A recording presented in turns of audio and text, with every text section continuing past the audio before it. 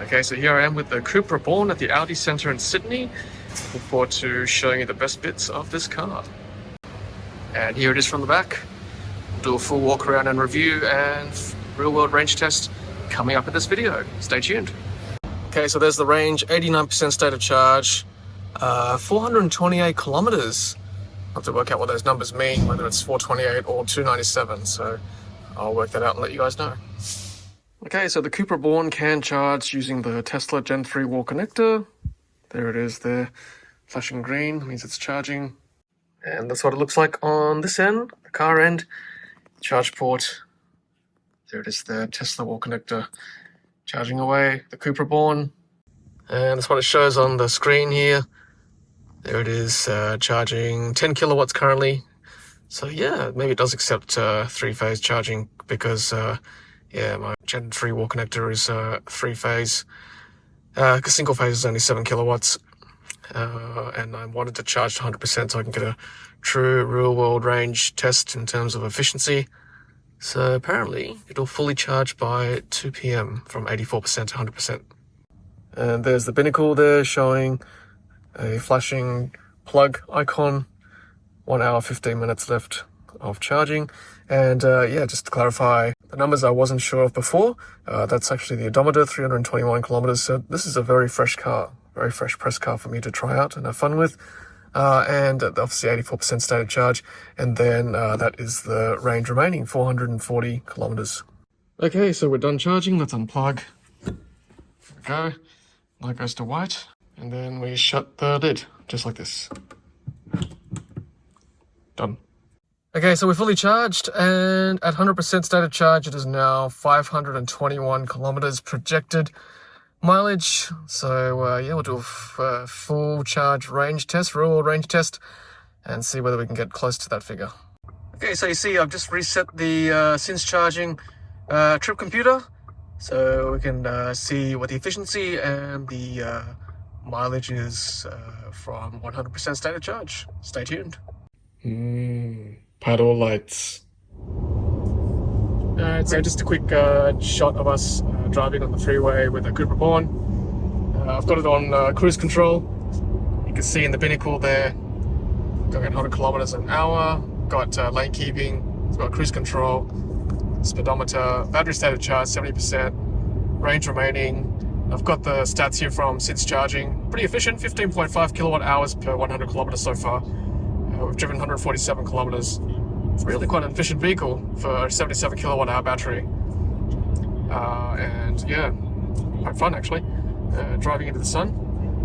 And you've got the middle infotainment system, ways up. We'll talk a bit more about the infotainment system later. There's actually no sat-nav built in to the Australian version of the Cupra Born, which is really interesting. I did look hard for it, but I couldn't find it, and it's confirmed in other reports too that there's no sat-nav. No level 2 autonomous driving either. No sort of lane centering, so always hands on the wheel, of course. And yeah, no, otherwise it's pretty comfy drive. Suspension's reasonable on this road. So yep, that's us on the freeway, on the M2 motorway, becoming the M7 motorway now in Sydney.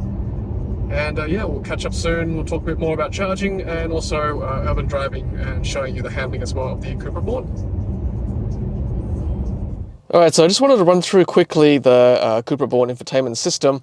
And up the top here you'll see controls for the climate control, which we'll go through very shortly. There's the time on the left there.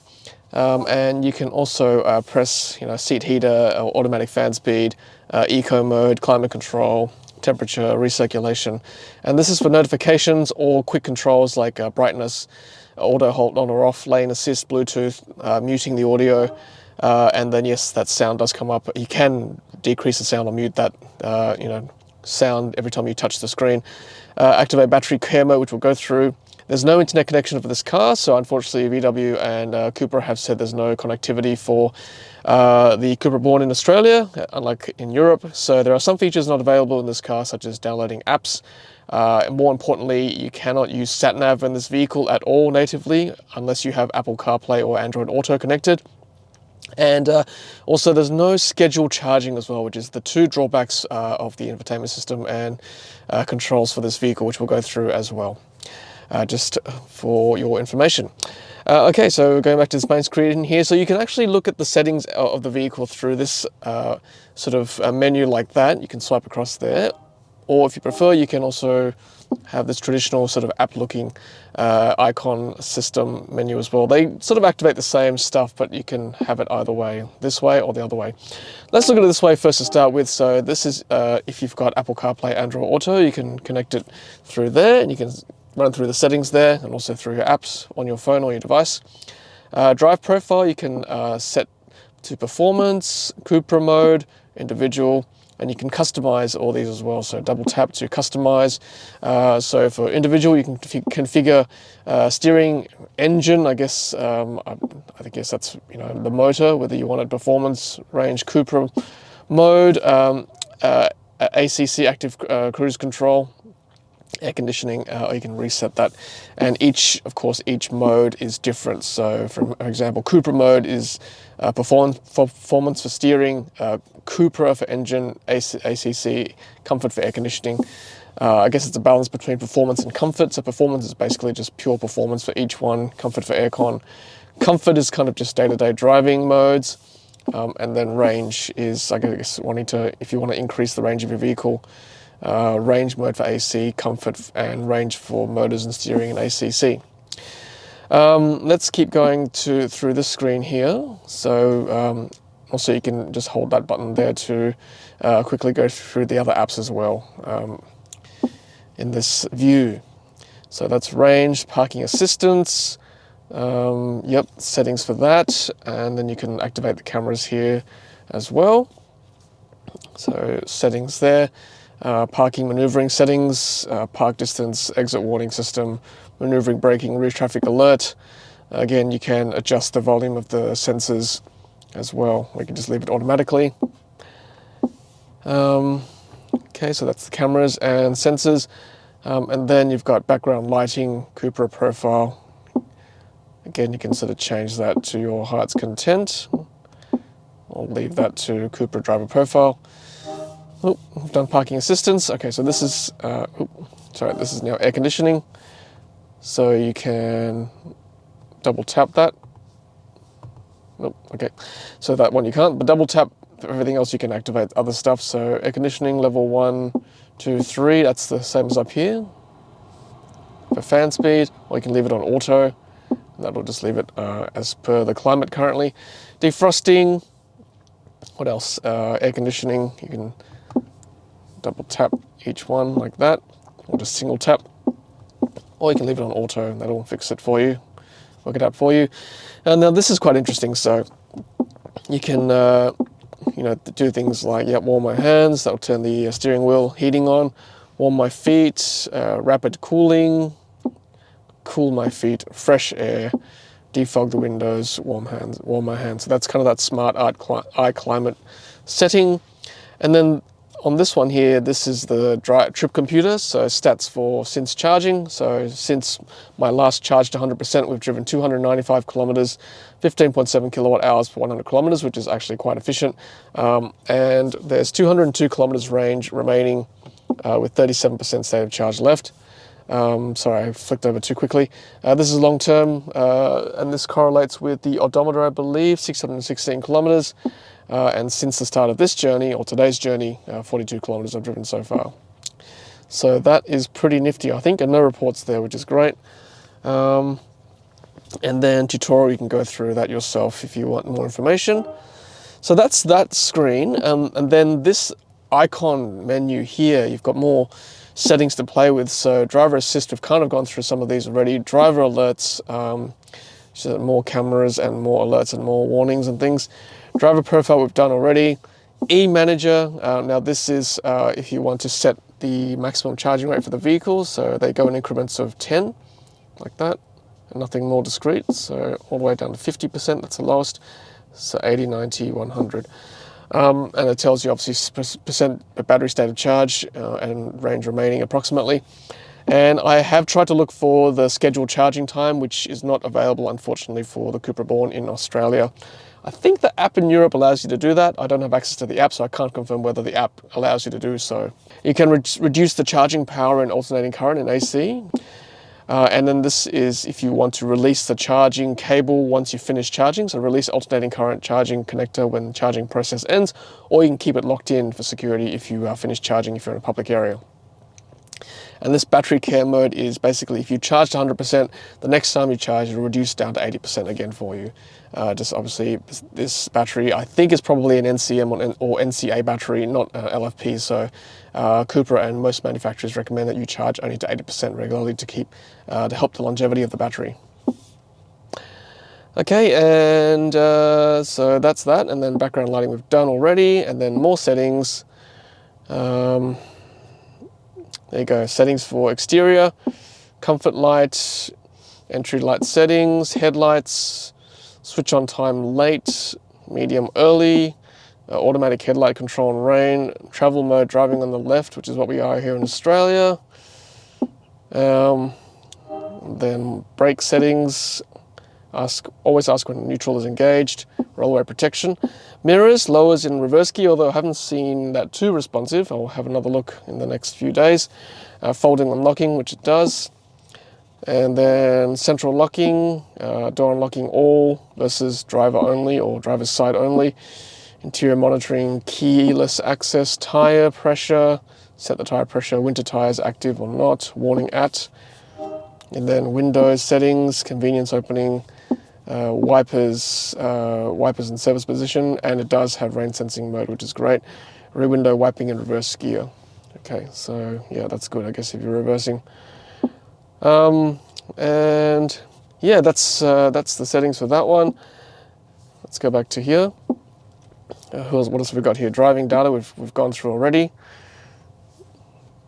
Okay, and air conditioning. So yep, you can set what you want here, driver's side, passenger side, steering wheel heating, defrosting, air conditioning max, fan speed, got those iClimate settings we've gone through earlier, smart controls, and then air care climber, which is activate this function to filter fine dust and pollen. Okay, so the car's switched off automatically. I'll just put it back on for you guys. Okay, if I don't put it in drive, I can't show you some of the settings. So back to settings for air conditioning. Okay, so what was our air care climber? So this is for filtering particulate matter in the car out of the vehicle. And then more settings again. You can see that there, passenger seat heating, steering wheel heating, etc. Switch on the startup journey, I guess, if you've got a cold climate. Okay, so back to more settings here. Sound settings. Sound settings will be made available again soon. Some radio on. Okay. Okay, I'll wind the volume down. Now with the radio on, yes, now you can play with the settings. So if you don't have the radio on or any sort of music on, you can't play with the settings there. Reduce infotainment volume when parking or opening doors, that's quite good. And then you've got different sound settings as well, thanks to the Dre sound system. And yeah, you can play with that, and you can play with the mixer as well, and the different sort of settings for your sound. Okay, what else have we got? So more settings here. So because it's not connected, I've had to manually set my time and date. It was sort of showing GMT, so here in the east coast of Australia, I've had to set GMT plus 10 hours. Corrects for DST, which is good. Time format, date format, yep, great. Language, all the European languages, none of the Asian languages, I guess being a European car, I suppose. Additional keypad languages, again, all the European languages, being a European car. Units in metric or imperial. Energy consumption can be in kilowatt hours per 100 kilometers or miles per gallon equivalent, miles per kilowatt hours, kilometers per kilowatt hours. Yeah, that's quite good stats there. And voice control, wake word. Okay, so yep, and system information, yep, you can potentially do updates, but not at this current point in time. I don't think they've got over-the-air updates at this moment. Copyright, information, and configuration wizard. Okay, so if you want to configure it that way. Okay, so back to the settings here. Radio media, we've kind of gone through. You can plug your device in. You can use the radio, which is digital radio. And then telephone, if you want to connect your phone. Full link is the Apple CarPlay, Android Auto, stationary AC, settings, so departure, departure times for air conditioning. I guess that's a preconditioning setting. And then finally help, which is the presumably the manual. There we go. All right, and so that's a brief rundown of the infotainment screen for the Cupra Born. Okay, so a couple more things you can do apparently is to wave your hand in front of the screen to swipe between the menus, but the hand gestures setting is definitely on, but I just cannot seem to swipe the screen, no matter how close I get to the screen, so I'm not sure if it's available in Australia at this point. And also I should show you too that you can actually affect the climate down here with these controls. See that? I'm just swiping between there, so that's okay. I don't know, I've never used that so far. And you can also increase the volume as well down here. I guess that's potentially useful for other passengers, as opposed to having to go into the screen settings. You can adjust it from the steering wheel as well. That's the camera as well, 360 camera around the car. Just click on different parts of the car there and you'll see what the views are like for you. The resolution's okay. I think it's personally a bit too low. It'd be nice if it was just a bit higher up to see more things, but it's okay, it's passable. The front camera's quite useful, I must say. Okay, so we're just waiting to DC charge. It is showing 797 kilometers on the odometer there. If we just go to the e-manager there, it says that the car is currently 4% state of charge with 23 kilometers to go. So 797 minus 321 is 476. So we've driven 476 kilometers and it's telling me that we've got 23 kilometers left with 4% state of charge. So we can get pretty close to 500 kilometers, I reckon. But at the moment I do need to charge the vehicles because we've got a big day tomorrow. So yeah, we'll wait for the DC charge to free up and then we'll plug in. Now I must disclaim that earlier today I had to reset the vehicle because my Apple CarPlay wasn't working in this Cupra all of a sudden. So I restarted the computer and unfortunately I lost all my driving data. But I do promise that with the charging stats, even though it says I've only driven 175, it was 300 kilometers when I did reset the vehicle. So it's about 475 and certainly the odometer correlates with that as well. About 476 kilometers of driving from 100% down to 4%. So if we add 23 kilometers to 476, that's very close to 500 kilometers of real world range in this Cupra Born with 77 kilowatt hours of battery. Okay, so time to plug in, 4%, let's do it. Okay, so open up the charge flap. Okay, so it says here, NRMA, EV charger. Let's connect the plug. All right, plug in. Okay, so it plugged in. And let's see if this works because Cupra gave me this ChargeFox charge fob. So let's do this. Oh, payment accepted. Good sign. Good sign. All right, let's have a look at the time that we're starting. My watch says 7:15. Should be a time stamp as well on the screen here. Starting session. All right. No timestamp. Good thing we looked at our watch, but yep, that's ramping up now. 4% correlates with the car.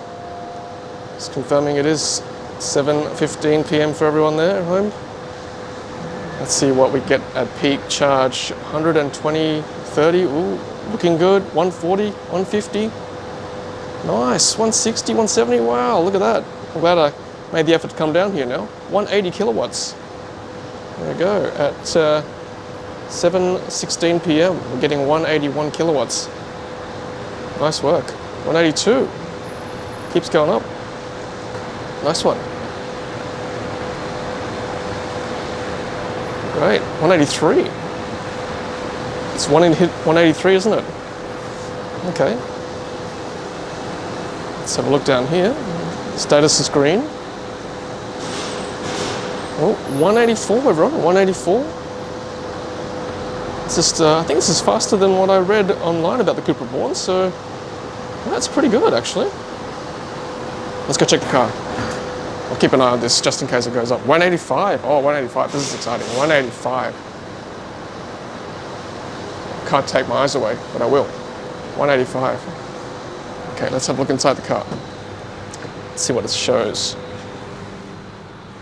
So all it shows on the screen here is 8%, 51 kilometers, so that projected range, and then time remaining 45 minutes.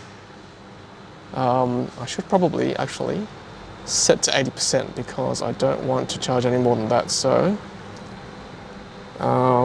let's go to 80%. That's all I need, just in case someone's waiting. But here you've got more stats on the screen there. So ends at 7:47 p.m. Charges 24 kilometers each minute, 183 kilowatts. So that correlates with the screen there. And at 10%, 65 kilometers of range. You can press stop charging if you want. We're going to charge to 80%. And then, yep, same sort of thing. And it's moved to yellow now instead of red, so, you know, that's good. Let's see what kind of power we're getting from the screen.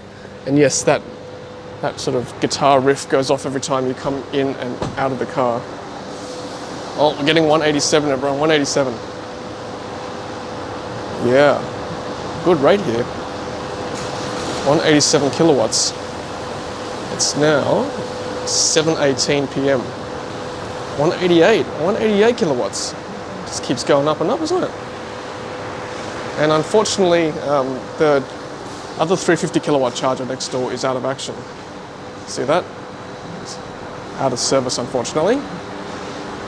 And the other 150 kilowatt is working. Right, panning back here. 188 kilowatts.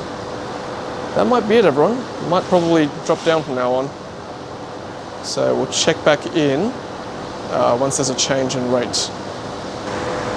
Okay, so at the 5-minute mark here, we can see it's still at 184 kilowatts. I did see it go to 189 kilowatts just briefly. So getting a pretty good power here, pretty good charge rate. Of course, it get a little bit of heat loss in the car. It's probably about maybe 1 or 2 kilowatts, a bit less in the car compared to what the charger's outputting. But pretty good still. I'm very impressed. Okay, so looking through the back window at the 6-minute mark, 178 kilowatts. And then if I just flick around to the screen here, so the screen now shows, 171 kilowatts, so tiny bit of loss. Okay, so we're at the 11-minute mark now. There we go, 11 minutes, and still not too bad, 128 kilowatts and 41% state of charge. So we're about halfway, probably another 10 minutes or so, then we should get to our desired 80%. Okay, so at the 15-minute mark, the car has reached 50%, and we're still doing 109 kilowatts. All right, so inside the car, at 55%, still getting 100 kilowatts. And the charger is saying 106 kilowatts, so yeah, not too bad, correlates. Okay, so 61%, 95 kilowatts. Charger is saying 102 kilowatts, so not too bad. And yeah, about 20 minutes has elapsed. Okay, so the car is now saying less than 5 minutes remaining, and it's now 67%, adding that much range. And it says we're getting 91 kilowatts there. And yeah, it says 97 on the charger. So a little bit of loss once again, but not too bad overall. 67% state of charge, almost there. Okay, we're getting close, 72%. 90 kilowatts on the charger, it's 97 kilowatts. Ending in 7:43 p.m. It is now 7:41 p.m., so about 2 minutes remaining. Ooh, getting close, 76%, 91 kilowatts, getting very close. And that's 98 kilowatts on the charger too. Okay, so 79% state of charge. It's still going pretty high, 95 kilowatts. Look how many kilowatt hours we've added here, 63 kilowatt hours in half an hour. So we're almost done here. Okay, so that 80% all done? Done. So there we go, half an hour, 63 kilowatt hours added, 80%. We are good. So let's unplug. Oop. Let's unplug. Lock the door. Okay, so I'm going to unlock the door first because I set it so that it still locks the charger once it finishes. You can undo that if you like so that it unlocks automatically. Okay, so we've plugged in or put it back in the cradle and ready for the next person. Okay, let's close the charge port. Done. Hey, good morning everyone, and we are doing a urban drive this morning through traffic, and yeah, we're going to see how well the Cupra Born performs as a quote-unquote hot hatch, finding the best lanes through busy traffic. It's currently 7:15 in the morning, so yeah, the traffic can be variable. Sometimes it's busy, sometimes it's not, but I know this road pretty well, so we'll try to find the best lanes to navigate using the Cupra Born's ability to handle well. Alright, so as I've explained before in the walkthrough, no sat-nav navigation natively here in Australia for the Cupra Born. We don't know when that's going to come. Presumably no over-the-air software updates as well, because there's no internet connectivity via the car. Yeah, the execs at Cupra and VW have said they're not sure when it's going to come. They said hopefully a couple of years, which is possibly disappointing. So yeah, we'll see when they get any updates for Cupra customers to get connectivity. So currently I've got my phone connected to the car using Apple CarPlay. So we're using Waze, which is nice because it can tell you hazards because it's user populated. So that's probably the best way to get around using the Cupra Infotainment system. For sat-nav, just plug in your Apple or Android device. Alright, so I will try to use cruise when I can, and to do that, you push this button here to turn it on, and then you press this button to set the current speed, and you can scroll up the dials here. And yes, that does make that noise when you roll up and down through these buttons, and you have to roll up and down. You can't just kind of press it. It's kind of a strange feeling. And there's a haptic feedback as well. Because if you just press it, it may not work sometimes. So you have to roll your fingers up or thumb up through the buttons. And I must say, they feel a little bit plastic. Yeah, hopefully they do last the distance if you purchase this vehicle. And that's the same on this side too. The only thing I'll say is that I feel like these buttons are way too close to the edge of the steering wheel, because I mean, my hands aren't that big, right? But they occasionally do brush, especially the volume control here on this side, on the right-hand side. So it does affect the volume sometimes. I guess that's just something I have to get used to. Well, you'll have to get used to if you purchase this vehicle. And if you want to set the leading car distance, you just push this button here. So that's actually a push button. You can set how far you want to follow. But just be careful, don't push it too hard, because it sometimes doesn't work. So just a gentle push is fine. Then you get that haptic feedback, like I said. And then you can scroll through the menus here between adaptive cruise control and speed limiter. And with adaptive cruise control, of course, obviously it follows the distance of the car ahead. And at traffic lights, if you do come to a stop with the cruise control on, it does proceed by itself too, which is pretty handy. But of course today, we'll try to just use normal driving to get into the best lanes, like I said. So we're coming up to a little bit of traffic now. And I've got all the stats up on the screen here. Like I said previously with the charging, because I restarted the computer or the car, it killed all my charging stats or the driving stats since my last charge. So unfortunately, I'll have to calculate that manually. But as you saw in the last scene, got pretty close to 500 kilometers there with a almost full charge, which I was pretty impressed with. The efficiency is actually quite good, sitting around 15 kilowatt hours per 100 kilometers, I believe.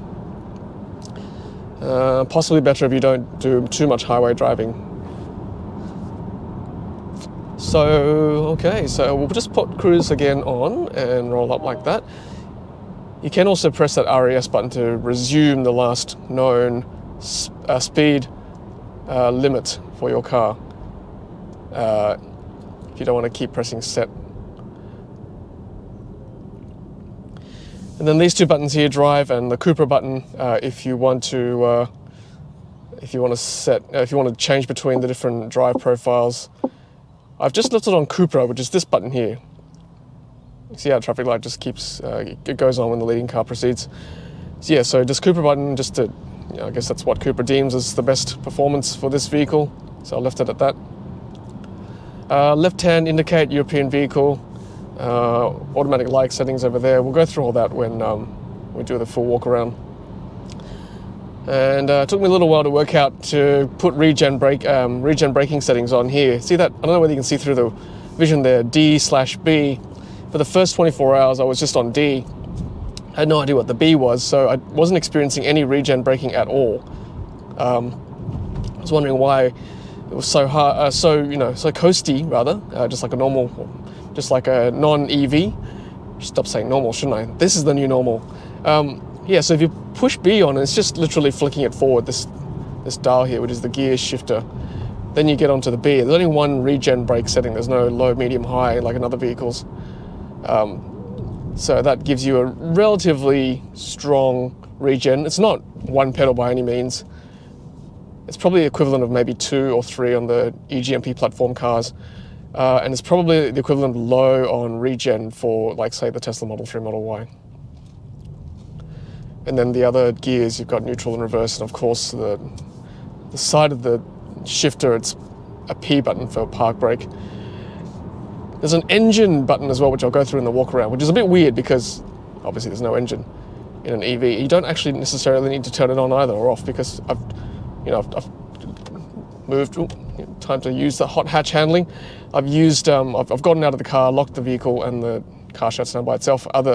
As opposed to other eGMP cars and other vehicles where you have to actually push the off and on button, which I find quite frustrating. But in this car, it starts by itself. Actually, you walk into the car, or sit into the car, you just press drive or reverse, and away you go. No pressing on and off, which is great. I love it.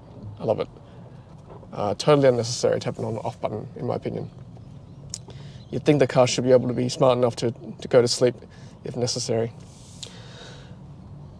All right, so how are we doing here? We're in this left lane. It's not going too quick, so see if we can sneak out.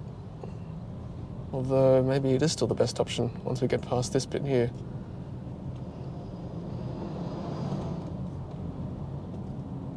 And this isn't even the worst of Sydney traffic, everyone. It's just like still 7 o'clock in the morning. But I think this one's still moving better. We still picked correctly, I think, for now. Because you've got the right lane turning right, middle lane's caught because the right lane people are trying to cut out. Once these people turn left here, then we can go straight on. Yep, we still made the right decision, everyone. Good work. Okay, see, we're cutting through this left lane. Yeah, I should probably put a heart rate monitor on, shouldn't I, to see how my heart rate's doing in Sydney traffic. To find some way to do that. Give you some real-time vision of that. Okay, so once this light turns, should be good to go.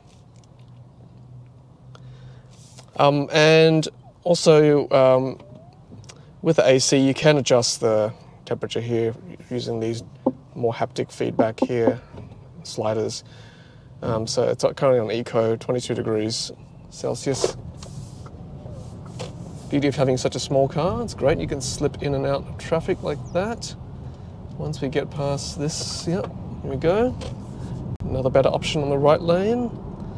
And look, the acceleration is only 0 to 100 in 7 seconds, but that's actually not that critical in city driving. For those of you who have ever driven an EV, regardless of what the acceleration stats tell you or the specs tell you, it's actually that initial burst that's so wonderful about driving an EV.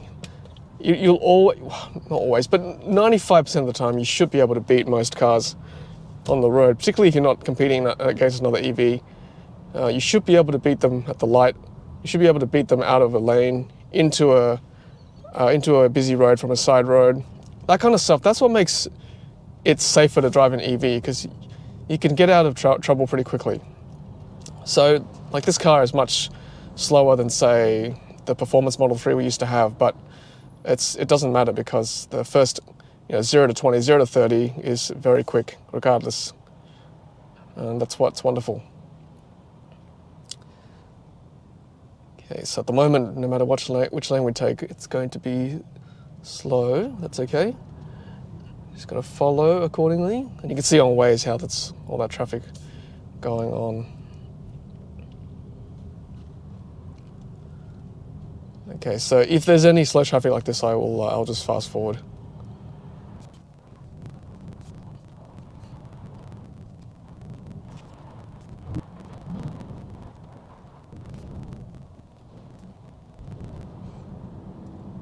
Okay, so I think we're almost through the worst of the traffic. I don't know whether you can see this van next to me here on my left. There's a tritium charging unit there, so looks like they help install EV charging, fueling the future of transportation with advanced equipment and technology.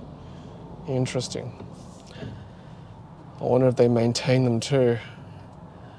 All right, so yeah, it's unusually bad traffic this morning in this part. It's bad normally, but that was actually quite slow.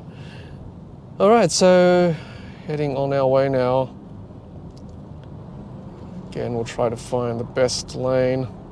Normally the left lane is the fastest, so once we get past, if we can, this car, we'll switch back to the left. Again, nice little burst again. That's good. Of course, you can do this safely under the speed limit. Not school zones yet, so we don't have to go at 40. So at this point, if there's a bit more free flowing, I can actually resume the cruise control here. And that way I'm not, gas brake as they call it. I'm just following the leading car quite nicely. And then when it goes, I go as well. That.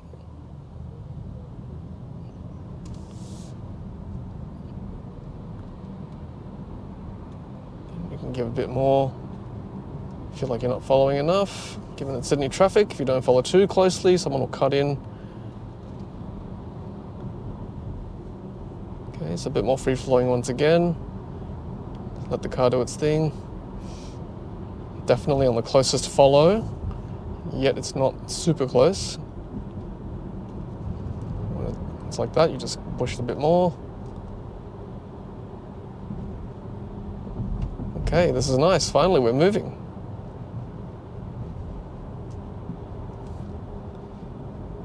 And yeah, look, you've seen some of the handling this morning. It's been pretty good.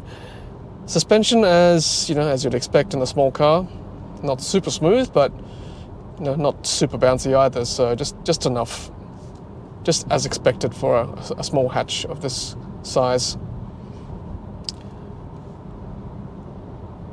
Okay.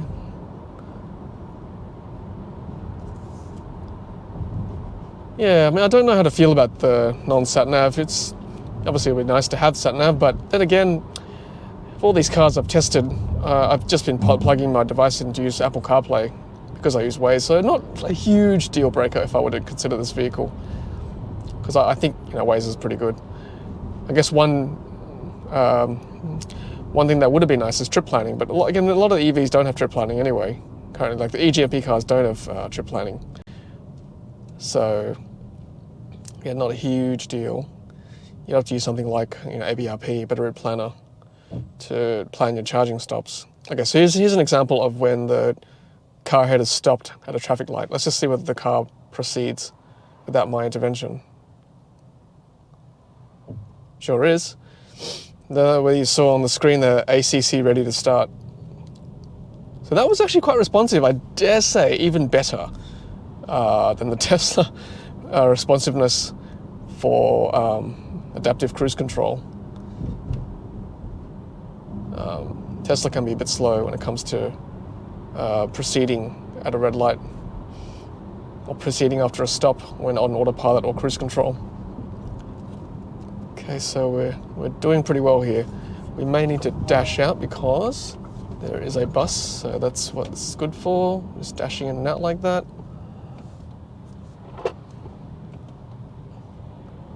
And probably one more across potentially once this van next to me goes.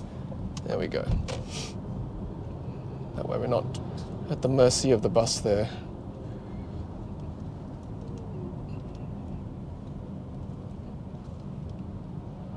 Okay, so that bus is now out.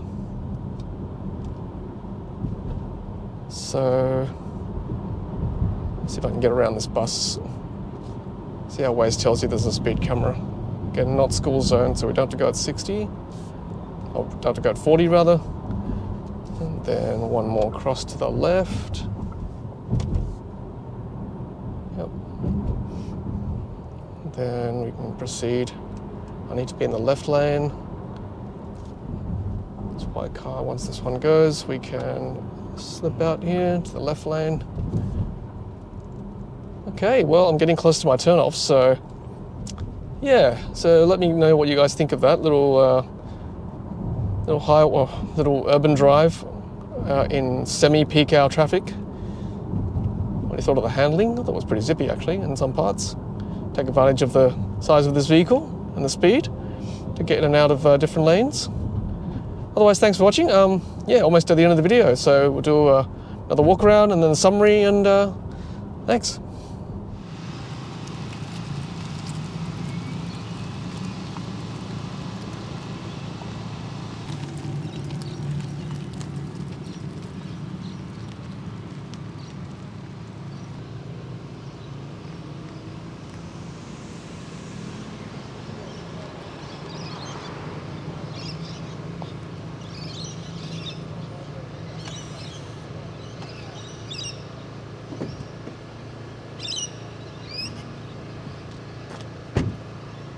All right, so we're going to do a walk around of the Cupra Born here in Sydney, Australia, inside and outside. So here it is, the Cupra Born, a sporty hot hatch, electric hatchback. And as you'd expect, you know, it's a small car, but certainly very sporty and handles very well. You can see how the nose is quite blunted, being a hot hatch. Very different from all the other EVs we've reviewed so far on the channel. It's nice to have this for a change. Let's have a walk around the car now. So exterior. We've got wheels here that are 215/50 profile 19-inch, same front and back. Nice Cupra badging for the alloys. Handles very well, as you've seen in the previous segments of this review. And walking around the car, so 4 doors. We'll walk inside and have a look later. Folding mirrors. This is the charge port here.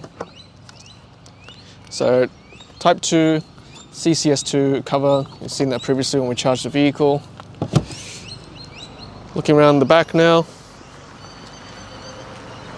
So, yeah, hatchback as you'd expect, rear wipers.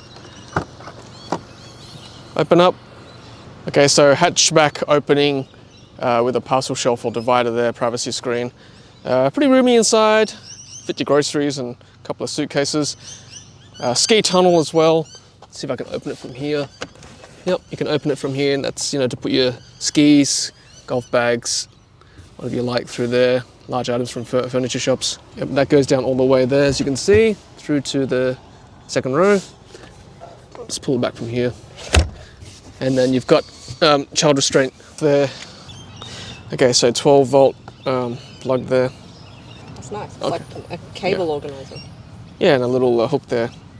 And that's same on the left side as well.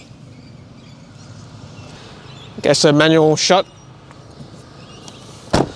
Nice badging there, Cupra logo, quite nice. Okay, so a bit more detail there under the car.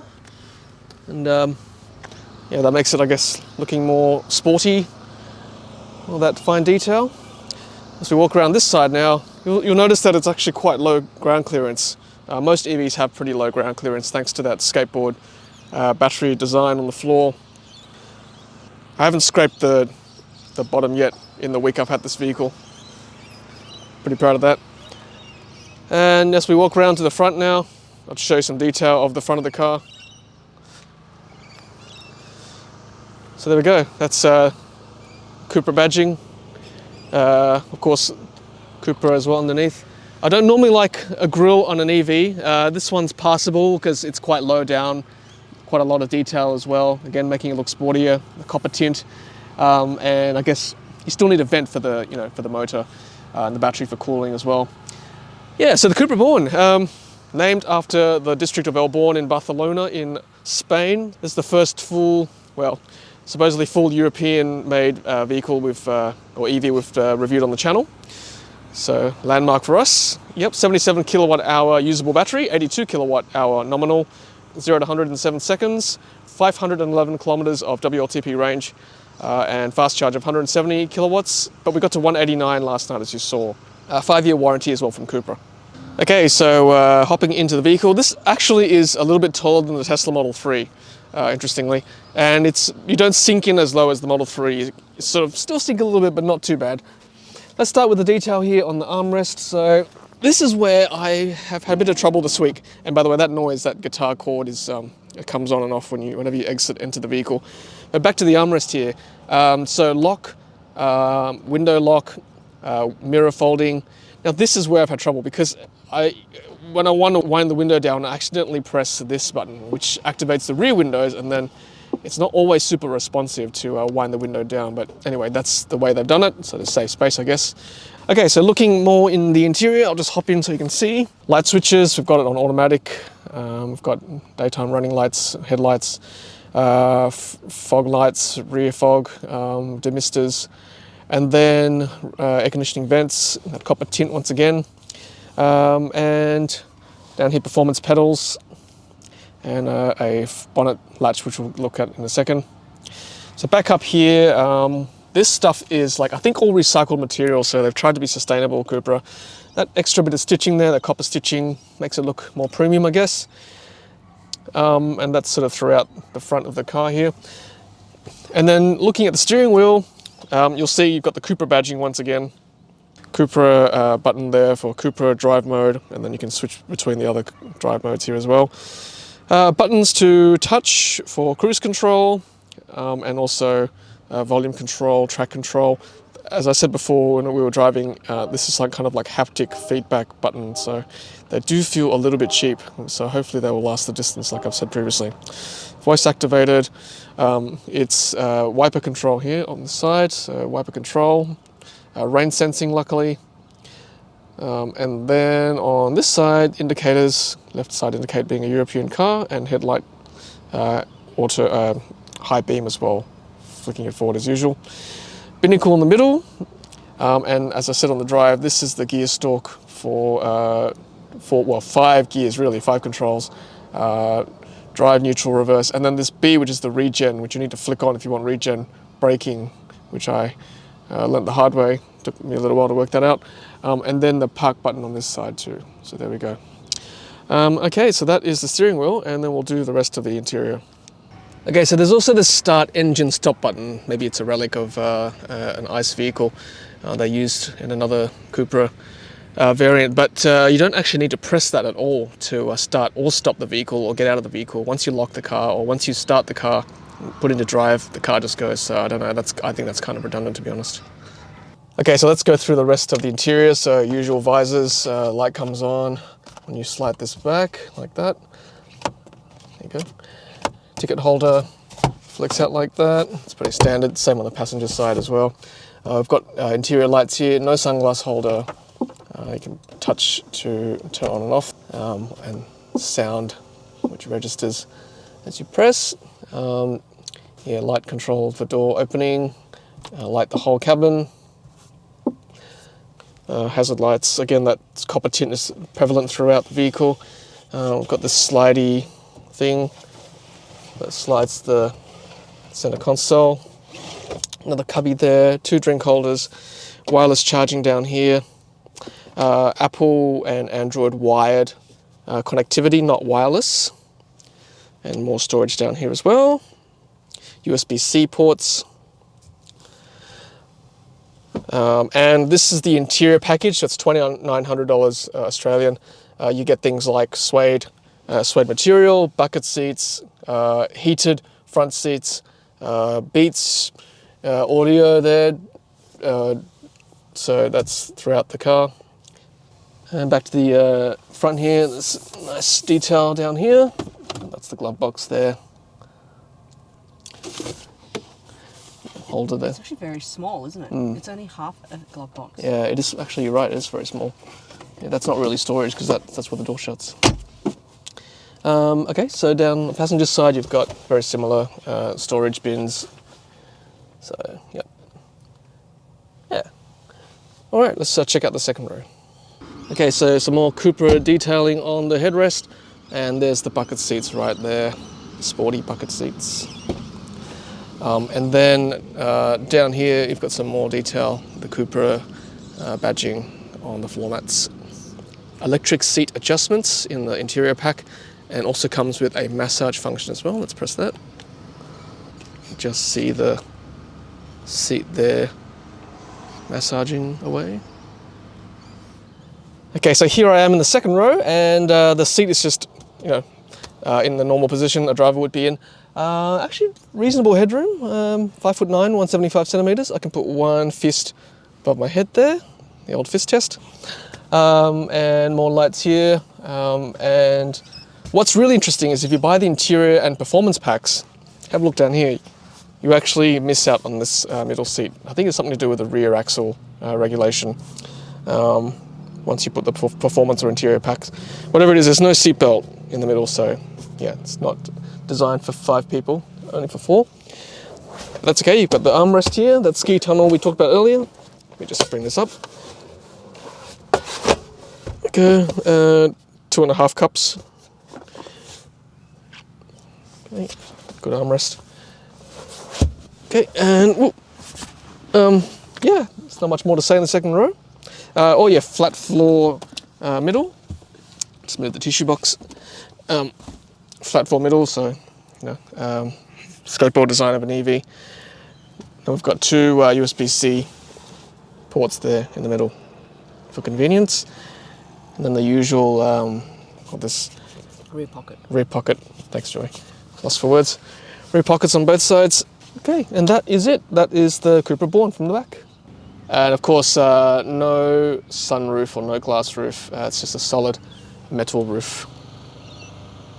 Okay, so that is the bonnet of the Cupra Born. And obviously no frunk storage that I can see. Just the mechanics of the car.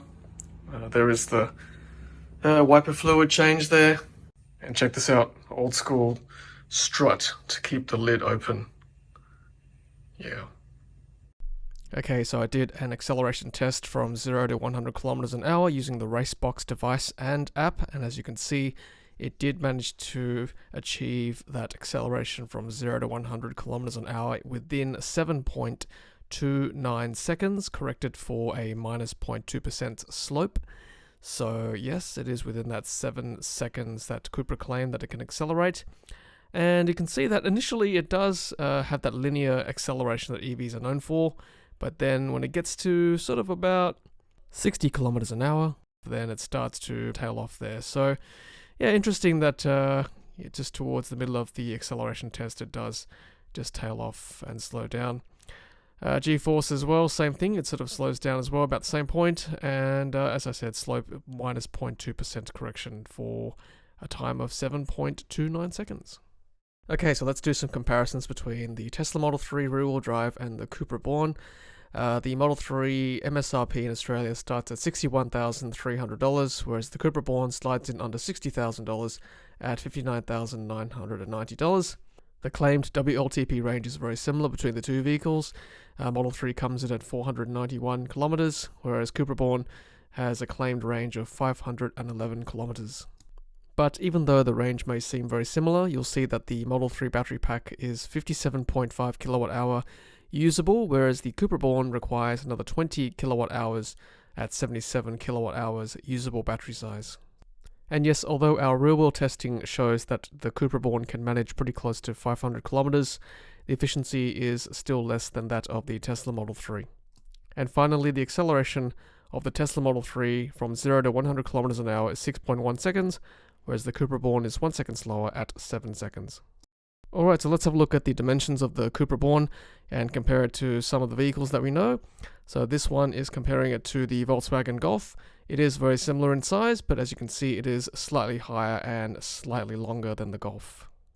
And comparing it now to the Tesla Model 3, Cupra Born is 37.2 centimeters shorter and 9.7 centimeters higher compared to the Tesla Model 3, whereas the Model 3 has 46% more cargo space and is 4 centimeters wider than the Cupra Born. Alright, so yeah, today I am returning the Cupra Born, and here are my final thoughts. Look, it's been an absolutely fantastic week. I really enjoyed driving this car.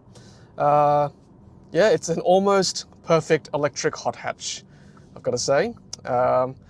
Good points about this car. It's a fantastic looking car, great styling. It wouldn't look out of place pretty much anywhere you go in Sydney. It's really good design. Great zippy little cars you saw through my urban range tests and urban driving tests. Good range, like 500 kilometers. Sure, not as efficient as say the Tesla Model 3, but still, you know, good range, even though it's a big battery. Yeah, it's pretty much a good touring car as well. I guess obviously being a hatch, it's not a huge car, but if you've only got a few of you in the vehicle, then it's a pretty good drive wherever you go. Downsides, so you know, a couple of things where I would be a bit annoyed owning this vehicle long term. Number one, no sat nav, not a huge deal, but you know, if you rely on your maps and things, then you have to connect your phone or device through Apple CarPlay or Android Auto. Again, not a big deal. No trip planning, but again, you can get around that. Not many EVs have trip planning actually. Also, no autonomous level 2 driving, so no lane centering. Again, not a huge deal for a lot of people.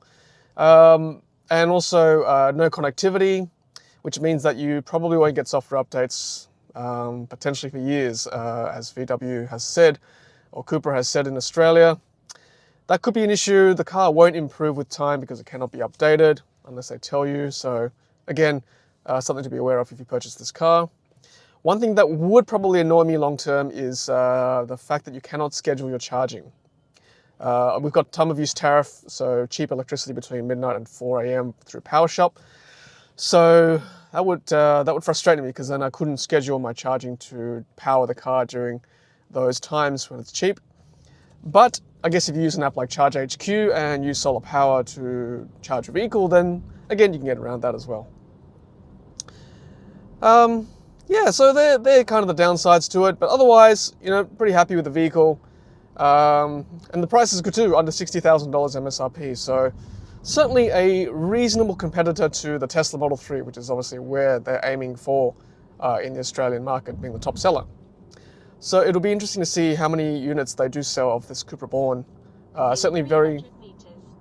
Use the left lane to turn left onto Mowbray Road.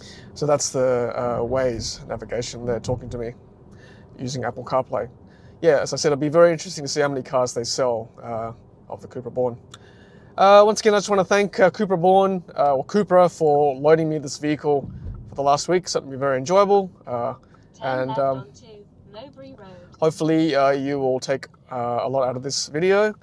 Yeah, leave a comment below if you are considering purchasing a Cupra Born, or if you've put a deposit down already, and whether my video has helped cement your decision, or whether it's changed your opinion after watching this. Thanks so much, and until the next Ludicrous Feed video, happy charging.